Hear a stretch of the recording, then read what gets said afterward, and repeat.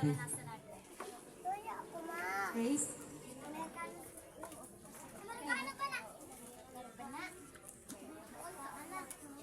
Parang hindi ko naman share dito kasi sabi ni Karen may exilang daw. Pero may prepare talaga ako, pero ibahin ko na lang. So, namusap sa akin siguro yung Holy Spirit. So, bilang ano na lang to para sa atin, pakalahatan na lang. Sabi kasi sa Jeremiah 1:5, hindi ako nagkakamali.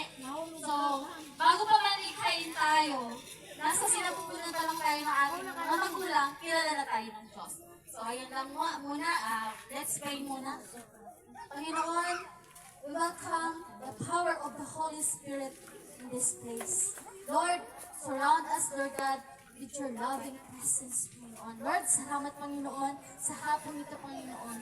Lord, buksan mo ang spiritual na puso, tenga, at mga uhaw na puso, Lord God. Salamat, Panginoon. Lord, ikaw po yung mangusap sa bawat isa, Panginoon. Ano man, Lord God, yung mga revelation mo this afternoon, Panginoon. Lord, I entrust everything unto you, Panginoon. Lord, itago mo ako sa iyong nakarang, Panginoon. Hindi yung galing ko, Panginoon, hindi yung stock knowledge, Panginoon. Kundi, Lord God, yung mga salita mo, Panginoon. Lord, mag-glorify ka sa hapon ito, Panginoon. Salamat, Lord. In Jesus' name, amen. So, medyo kinakabahan ako. Wala akong pagpapremyo para malasanin pa ba ko. Nahiya ako, hindi. Nahihiya ako, pero kakapalan ko yung mukha ko alang-alang sa word ng Lord. So, kailangan kasi hindi lang kami yung makakaalam, kundi kayo din po. Ayun po.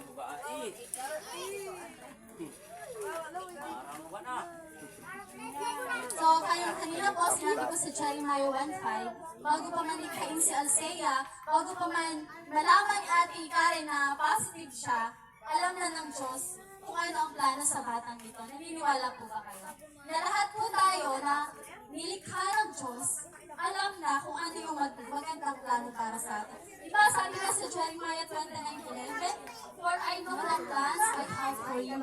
Declares the Lord, plans to prosper you, plans to give you hope and a good future. Kaya naniniwala po ako, no, na sa buhay ni Alsea, may magandang plano ang Diyos. Hindi lang sa buhay ni Alsea, ano po, maging sa buhay ng kanyang mga magulang. So kung makikita niyo po na may changes sa family niya, na-transform ang family niya, yun po ay dahil sa grace ng Lord. Yun po ay dahil sa ginagawa ng Lord sa kanila. Bakit kaya po nararanasan nila yung transformation ng buhay, yung contentment po ba? Yung happiness, yung joy, na hindi mabibili ng pera, na hindi maibibigay ng kanya. Yun po ay dahil sa pagkakilala nila at pagsunod nila sa Panginoon. Amen po. Kaya po si Alsea, bata man po ito, ay alam na ng Diyos kung ano yung magandang plano para sa kanya. Kaya kayo man din mga bata man po matanda, alam ng Lord yung plano ng Diyos sa buhay natin. So, huwag na po tayo magtatanong kung bakit ano yung mga nangyayari sa atin. Bakit parang pangit na lang po, di ba? Minsan po kasi, nakikita lang natin yung hindi maganda. Nakikita lang po natin yung hindi maganda. Bakit? Kasi hindi natin alam kung paano ba natin mararanasan ng kagandahan yun. Ang sekreto ng Diyos is yung paglilingkod, yung totoong paglilingkod natin sa Diyos, yung totoong relasyon natin sa Diyos. Amen po kasi, na ano ko nga kanina, habang nag-devotion ako, kung ang kaligtasan lang ng tao, isa padamihan ng pagsimba, sana araw-arawin ko, no? Kung ang requirements ng kaligtasan ng tao is, halimbawa, 4,000. Ate, diba ako 1,000 ka lang, paano kung namatay na ako bukas? Kasi bukas, nasa impyerno na ako, no? Yung pagbabasahan natin ng kaligtasan, no? Pero